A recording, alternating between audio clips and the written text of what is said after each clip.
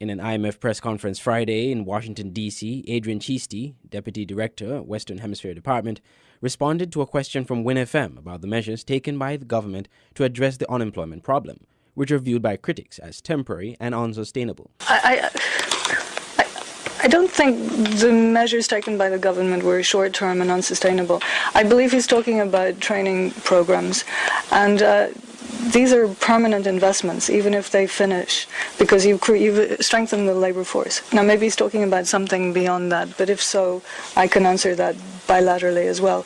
In general, it's been impressive, the turnaround in St. Kitts, and the improvement in the finances and in growth is a strong supporter for reducing unemployment.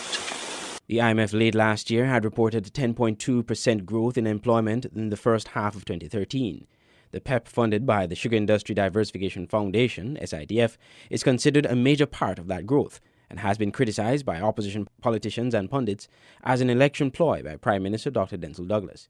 The critics also do not see the program as sustainable and failing to address the real unemployment issues of the country. However, Prime Minister Dr. Denzil Douglas assured that the PEP is not closing down and noted that efforts are being made to make it permanent. Meanwhile, during the IMF press conference on Friday, officials from the Western Hemisphere Department were quizzed by St. Vincent and the Grenadines journalist Jerry George about the lack of adequate focus on the Caribbean and the impact of the Petro-Caribe arrangement from Venezuela on Caribbean indebtedness. Your presentation simply mentions the Caribbean. I don't understand what that means. I don't understand what the state of play is in the Caribbean, because it really says nothing.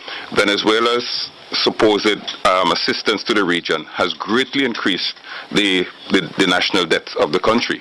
Even though it has, let's take Petro-Caribe for example, even though it is seen as a loan that is extended, the truth is the increase on the national debt is significant, and the biggest problem in the region is that area of national debt and deficit budgets. How could I, when I leave here, say that I understand what is the true position of the Caribbean, particularly with respect to the financial institutions? Okay, this is a vast discussion, so we can do it bilaterally. One thing I should point out, which is probably clear from the Rio, is there are two Caribbeans.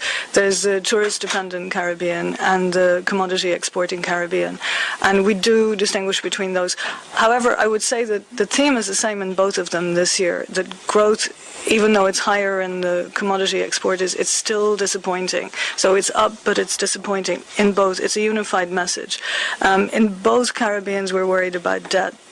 In both Caribbeans, they're exposed to Petro-Caribe. However, the small tourist-dependent countries, in a funny way, are better off because they came late to Petro-Caribe, so they're less vulnerable than some of the other countries to with any potential withdrawal by Venezuela of Petro-Caribe financing.